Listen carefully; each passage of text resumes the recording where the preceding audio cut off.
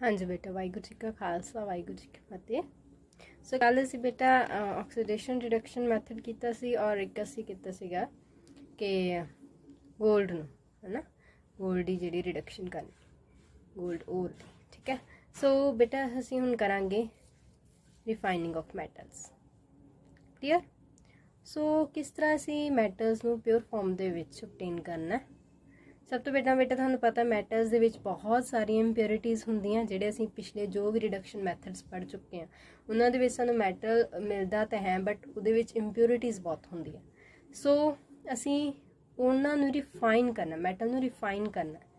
So based upon the differences in the properties of impurities and metals we use different techniques. वक्रिया असीं वक्रे methods use करते हैं और उन्होंने मैथड्स का प्रिंसीपल की है कि जिहड़ियां इंप्योरिटीज़ है जो मैटल च डिजोल्व हुई और जिहड़ा मैटल है उन्हां दियां प्रॉपर्टीज़ डिफरेंट है।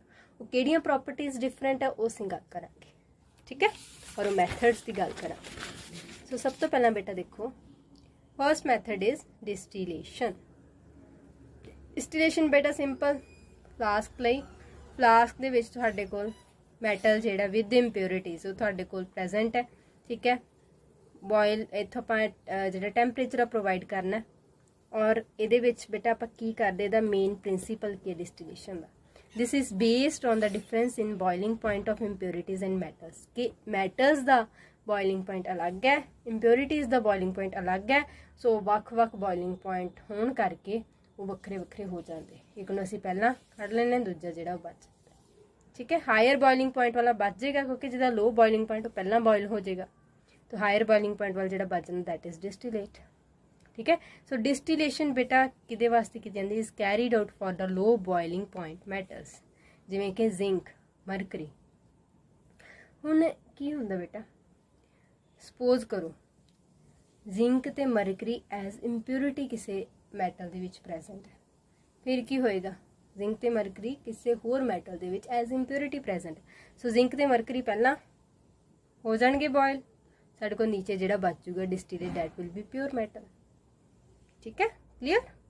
सो इस तरह असीं जिहड़ा वो कर सकते डील। हुण मान लो दूजा केस आंदा कि कोई मैटल है, ठीक है, उन्हां दा साडे कोल सपोज करो कि जिंक ही मैटल है, जिंक दे विच इंप्योरिटीज़ है, वो इंप्योरिटीज़ दा हाई है boiling point as compare to zinc.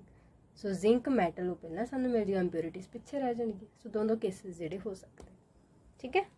So next बेटा सैकेंड आंदा है प्रोसैस दैट इज़ लिक्वेशन। एक वो बेसिस वो कहते बेसिस ते सीगा बॉइलिंग पॉइंट डिफरेंट होने दे बेसिस, बट जिहड़ा लिक्वेशन है that is based upon the difference in melting point of impurities and metal कि इंप्योरिटीज़ ते मैटल दा जिहड़ा मेल्टिंग पॉइंट है that is different, clear. So metal जिहड़े बेटा लो मेल्टिंग पॉइंट वाले होंदे जिवें टिन दा काफ़ी लो, ठीक है, हुंदा मेल्टिंग पॉइंट। हुण की कीता जांदा बेटा इस ध्यान नाल समझो, आ साडे कोल ना स्लोपिंग सरफेस है, क्लीयर, स्लोप है। सो उपर बेटा असीं हॉट मैटल मिक्स पाउंदे आ। हॉट मैटल मिक्सचर मतलब इच की हो सकदा ए ते बी, मतलब मैटल भी होएगा तो इंप्योरिटीज़ भी होणगी, ठीक है। हुण सपोज करो बी साडे कोल टिन है जिहदा कि लो मेल्टिंग पॉइंट आ, क्लीयर। सो टिन जिहड़ा टिन दा लो मेल्टिंग पॉइंट है, सो टिन पहला मेल्ट करूगा, इत्थों दी पाए गए हॉट मैटल मिक्सचर जिहड़ा पाए गए, टिन मेल्ट कर गया, टिन इधरों आ हुण जिहड़ी स्लोपिंग सरफेस ना that is also हीटड।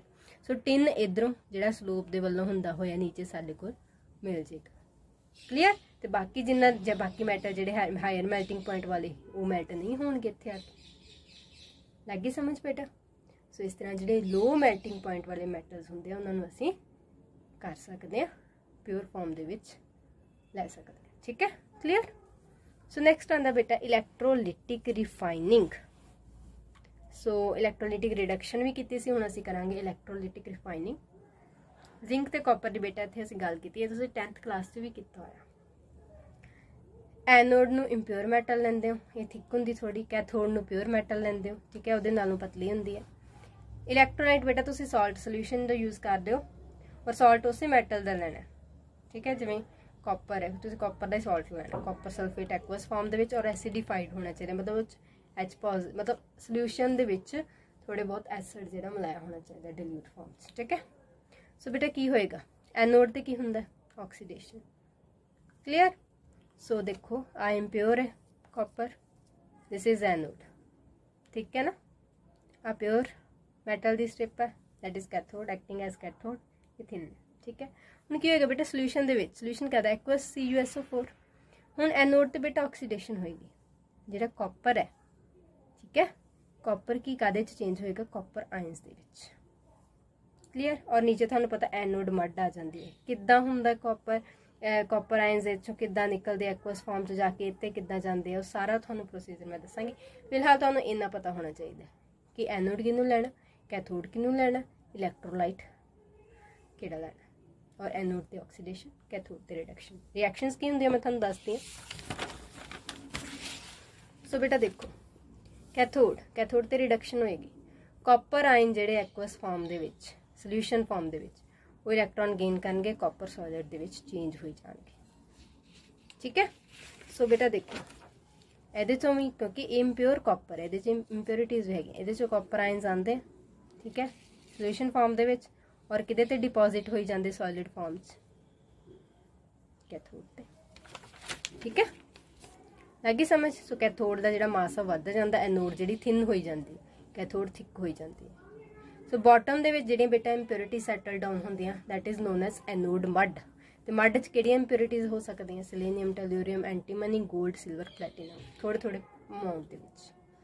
Pure copper जिहड़ा असीं लै लिया कैथोड दे उपरों डिपॉजिट हो गया। क्लीयर बेटा। So next is zone refining, ये भी एक मैथड है टू रिफाइन द मैटल्स।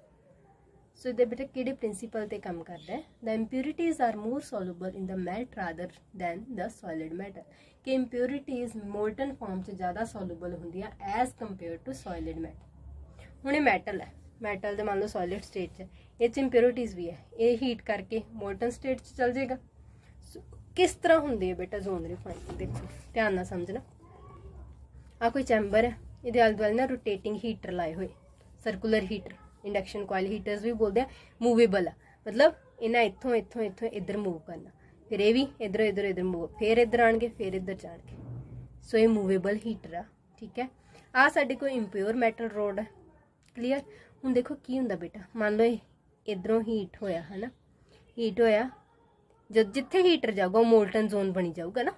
मान लो हीटर इधरों इधर नूं जा रहा, तो पहला आ हीट होया, ठीक है, मोल्टन सीगा, फिर हीटर थोड़ी जी अगे पहुंचा, फिर इत्थे हीट होया, जो इत्थे हीट होना स्टार्ट हो गया, इत्थे हीट नहीं पहुंचती, ये फिर किहड़ी सॉलिड फॉर्म च आऊगा, सॉलिड फॉर्म च। सो हुण इंप्योरिटीज़ जिहड़ियां ना मोल्टन फॉर्म च ज़्यादा डिजोल्व करदियां।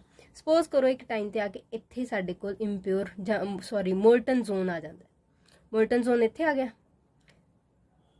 इत्थों स्टार्ट होया मोल्टन जोन इत्थे पहुंच गया। हुण इत्थों स्टार्ट होया सी, पहला मोल्टन जोन इत्थे सीगा, हौली हौली हीटर इधर नूं मूव किया, फिर मोल्टन जोन इत्थे आ गया। हुण आ मोल्टन जोन है, आ कूल डाउन होके प्योर मैटल मिल जूगा। क्यों?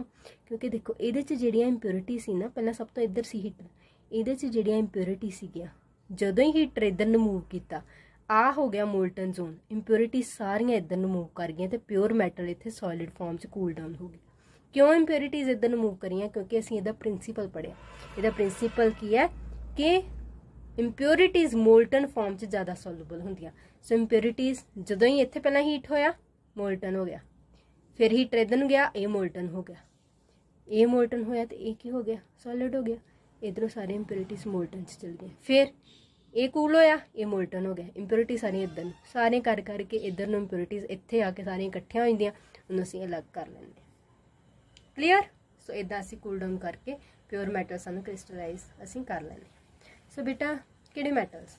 Metals which we use in सैमीकंडक्टर।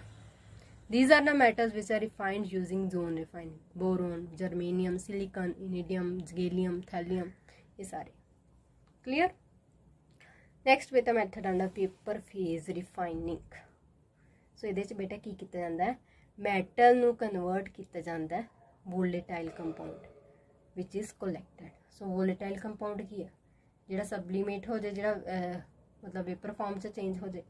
So volatile compound is एक बार पहला वोलेटाइल कंपाउंड च चेंज कर लिया मैटल, फिर उन्होंने डीकंपोज किया जाता वोलेटाइल कंपाउंड ताकि सानू मैटल मिल जाए। हुण इहदे वास्ते की करना बेटा, सपोज करो निकल है मैटल, ये इंप्योरिटीज़ भी हैगी। ਸੋ ਉਹਦਾ ਪਹਿਲਾਂ ਵੋਲੇਟਾਈਲ ਕੰਪਾਊਂਡ ਬਣਾਵਾਂਗੇ ਕਾਰਬੋਨਾਈਲ, ਦਿਸ ਇਜ਼ ਅ ਲਾਈਗੈਂਡ CO ਕਾਰਬੋਨਾਈਲ, ਠੀਕ ਹੈ। ਗੈਸੀਅਸ ਫਾਰਮ 'ਚ ਹੀਟ ਕੀਤਾ, ਸਾਨੂੰ ਕੋਈ ਵੋਲੇਟਾਈਲ ਕੰਪਾਊਂਡ ਬਣਿਆ ਨਿਕਲ ਟੈਟਰਾ ਕਾਰਬੋਨਾਈਲ, ਇਹਨੂੰ ਕੀ ਬੋਲਣਾ ਨਿਕਲ ਟੈਟਰਾ ਕਾਰਬੋਨਾਈਲ, ਠੀਕ ਹੈ। ਸੋ ਬਾਅਦ ਵਿੱਚ ਕੀ ਹੋਏਗਾ ਬੇਟਾ ਨਿਕਲ ਟੈਟਰਾ ਕਾਰਬੋਨਾਈਲ है ना। आ साडे कोल इंप्योरिटीज़ प्लस निकल सी सॉलिड फॉर्म च, इहदे नाल कार्बोनाइल नूं रिएक्ट करवाया, साडे कोल बनिया निकल टैट्रा कार्बोनाइल, ठीक है। आ बन गया क्लीयर। हुण निकल टैट्रा कार्बोनाइल नूं तुसीं हीट करना, उहनूं डीकंपोज करवा लेना हाई टैंपरेचर ते, निकल तुहानूं वखरा मिल जाना, कार्बोनाइल वखरा, और ये जिहड़ा निकल होगा ना ये बेटा प्योर होगा, इंप्योरिटी सारियां इधर निकल जाएंगी बाय प्रोडक्ट्स की फॉर्म। So this process is named as Mond's process, कहते हैं मॉन्स प्रोसैस। बेटा दो कंडीशंस है, there are two conditions for the metal to show vapour phase refine. किहड़े मैटल जिहड़े शो कर सकते वेपर फेज रिफाइन? पहली गल metal should be form a volatile compound with available reagent, जिहड़ा असीं रिएजेंट यूज कीता ਉਹਦੇ ਨਾਲ ਕੰਬਾਈਨ ਕਰਕੇ ਮੈਟਲ ਇੱਕ ਵੋਲੇਟਾਈਲ ਕੰਪਾਊਂਡ ਮੈਟਲ ਨੂੰ ਬਣਾਉਣਾ ਚਾਹੀਦਾ। ਦੂਜੀ ਗੱਲ ਵੋਲੇਟਾਈਲ ਕੰਪਾਊਂਡ ਜਿਹੜਾ ਛੇਤੀ ਡੀਕੰਪੋਜ਼ ਵੀ ਹੋਣਾ ਚਾਹੀਦਾ, ਇਹ ਨਾ ਹੋਏ ਇੱਥੇ ਮੈਨੂੰ 1000 ਕੈਲਵਿਨ ਟੈਂਪਰੇਚਰ ਦੇਣਾ ਪਏ ਜਿਹੜਾ ਕਿ ਛੇਤੀ ਫਿਜ਼ੀਬਲ ਨਹੀਂ ਹੁੰਦਾ, ਠੀਕ ਹੈ। ਸੋ ਮੈਟਲ ਜਿਹੜਾ ਕੰਪਲੈਕਸ ਬਣਿਆ ਵੋਲੇਟਾਈਲ ਕੰਪਾਊਂਡ ਬਣਿਆ ਉਹ ਛੇਤੀ ਡੀਕੰਪੋਜ਼ ਹੋ ਜਾਊਗਾ, ਤਾਂ ਹੀ ਮੈਨੂੰ ਜਲਦੀ ਜਿਹੜਾ ਰਿਕਵਰ ਹੋ ਜਾਏਗਾ ਪਿਓਰ ਮੈਟਲ। ਸੈਕਿੰਡ ਐਗਜ਼ਾਮਪਲ ਹੈ ਬੇਟਾ ਜਿਹੜੀ that is it is van Arkel method, ये जरकोनीयम ते टाइटेनियम की रिफाइनिंग वास्ते यूज़ किया जाता है। ये मैथड नूं किहड़ियां इंप्योरिटीज़ रिमूव करने वास्ते किया जाता, जिवें ऑक्सीजन ते नाइट्रोजन, ठीक है। इहदे लई असीं की करदे जरकोनीयम जिहड़े कि विच इंप्योरिटीज़ ऑक्सीजन ते नाइट्रोजन दियां, उन्होंने आयोडीन की प्रेजेंस असीं हीट करते हैं, एक वोलेटाइल कंपाउंड बनता है जरकोनीयम का आयोडीन का, ठीक है। सो जरकोनीयम जिहड़ा टैट्रा आयोडाइड है इन्ना फिर असीं की करते हैं, इन्हें फिर हीट करते 1800 कैलविन ते जरकोनीयम सॉलिड स्टेट च आ जाता और आयोडीन वक्रे निकल जाती है। टंगस्टन फिलामेंट की प्रेजेंस, ठीक है। टंगस्टन फिलामेंट नूं हीट करके असीं इहनूं हीट प्रोवाइड करते हैं तो जरकोनीयम सानूं सॉलिड स्टेट मिल जाता है, क्लीयर। सो ये सीगा वैन आर्कल मैथड, उपर वाला सीगा मॉन्स प्रोसैस। सो लास्ट टॉपिक बेटा साडे कोल बचा दैट इज़ क्रोमैटोग्राफी। ਇਹਦੇ ਨਾਲ ਵੀ ਅਸੀਂ ਮੈਟਲ ਦੀ ਰਿਫਾਈਨਿੰਗ ਕਰਦੇ ਹਾਂ। क्रोमा मीनस कलर, तो ग्राफी मीनस मतलब ਅਸੀਂ कुछ मैजर करना, समथिंग रिलेटेड टू मैजरमेंट। सो ਇਹਦਾ बेटा प्रिंसीपल की है?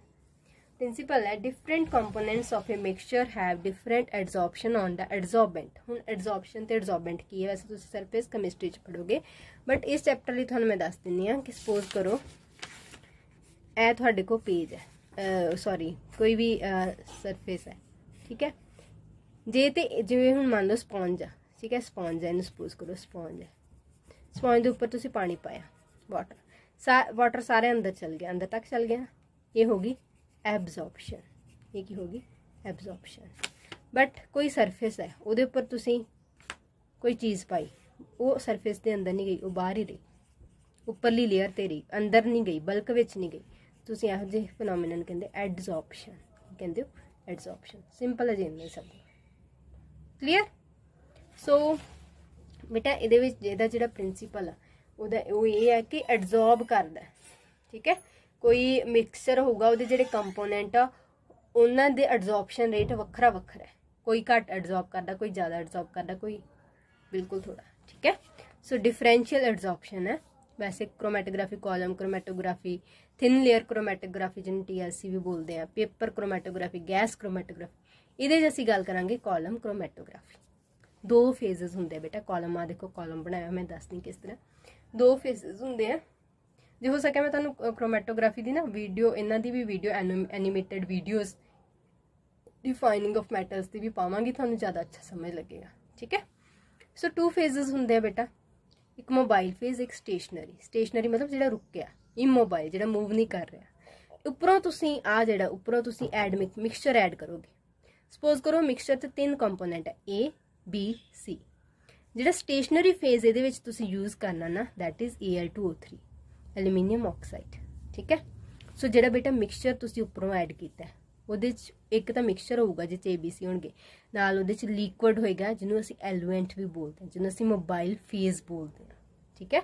ਉੱਪਰੋਂ ਤੁਸੀਂ ਮੋਬਾਈਲ ਫੇਜ਼ ਵੀ ਐਡ ਕਰੋਗੇ, ਮਿਕਸਚਰ ਵੀ ਐਡ ਕਰੋਗੇ। ਸਟੇਸ਼ਨਰੀ ਫੇਜ਼ ਤੁਹਾਡੇ ਕੋਲ ਇਹਦੇ ਵਿੱਚ ਹੀ ਹੈ, ਕਾਲਮ 'ਚ ਤੁਸੀਂ ਸੈੱਟ ਕੀਤਾ ਹੋਇਆ, ठीक है, ਜਿਹੜੇ ग्राउंड एटम्स में शो किए स्टेशनरी फेज ਦੇ, मतलब एल्यूमीनियम ऑक्साइड है सॉलिड फॉर्म च। क्लीयर। हुण मिक्सचर भी आ गया, एलुएंट भी आ गया ਜਿਹੜਾ लिक्विड सीगा। ठीक है, हुण सपोज करो मिक्सचर ते तीनों चीज़ां ना आ मैं लिखा होया कि A is in love with stationary phase, B middle दे विच ही आ, मतलब थोड़ा बहुत उहदा हैगा स्टेशनरी फेज ना, थोड़ा बहुत उहदा मोबाइल फेज ना भी, C जिहड़ा मोबाइल फेज नाल आंदा नीचे। ठीक है, more affinity for the mobile phase, ਇਹਦੀ मिडल ਦੇ ਵਿੱਚ ਹੈ अफिनिटी, ਇਹਦੇ ਵੱਲ ਵੀ ਹੈ थोड़ी, ਇਹਦੇ ਵੱਲ भी है। क्लीयर। ਹੁਣ ਇਹਦਾ मतलब कि ए ਦਾ ए ਜਿਹੜਾ ਨਾ बेटा ए, क्योंकि ਇਹਦੀ अफिनिटी है स्टेशनरी फेज वाल। ठीक है, ਇਹਦਾ ਉਹਦੇ ਵੱਲ ਝੁਕਾ है, सो इस स्टेशनरी फेज ते ਇਹਦੀ ज़्यादा एडजॉर्प्शन होएगी। तो स्टेशनरी फेज ਕਿਹੜਾ एल्यूमीनियम ऑक्साइड, मतलब आ ਜਿਹੜੇ एल्यूमीनियम ऑक्साइड आ पाउडर फॉर्म ਦੇ ਵਿੱਚ ਇਹਦੇ ਉੱਤੇ ਇਹ ज़्यादा एडजॉर्ब होएगा। बट सी ਜਿਹੜਾ कि ज़्यादा जिहदी अफिनिटी है मोबाइल फेज नाल, जब तुसीं मोबाइल फेज उत्तों पाओगे एलुएंट पाओगे कोई ना कोई, तो सी की करूगा, मान लो इत्थे सीगे ए बी सी भी पाते, ए बी सी मान लो तिन्ने इत्थे सीगे स्टार्टिंग च। हुण सी ज्यों ज्यों मोबाइल फेस मूव करूगा ना नीचे नूं एलुएंट जिहड़ा लिक्विड होऊगा, त्यों त्यों सी उहदे नाल थल्ले नूं मूव करेगा। बी भी मूव करेगा, बट बी उन्नी स्पीड नाल नहीं मूव करेगा जिन्नी स्पीड नाल साडे कोल जल्दी थल्ले सी आएगा। ठीक है, सो मान लो सी इत्थे आ गया, बी दी इत्थे आ गई, ए ऊपर क्यों रह गया, क्योंकि वो स्टेशनरी फेज नाल उहदी ज़्यादा अफिनिटी है। Clear. So then we will add more. हुण एक बारी तुसीं पहला सी रिकवर करना, सी आ गया थल्ले, इत्थों तुसीं रिकवर करना, सी खत्म हो गया जी, सी दा काम खत्म। हुण रह गए बी ते, फिर तुसीं होर उपरों एलुएंट पाओगे, उपरों होर एलुएंट पाओगे। हुण बी भी हौली हौली हौली हौली टाइम लऊगा, बट हौली हौली नीचे नूं मूव करूगा, फिर तुसीं बी नूं कर लोगे।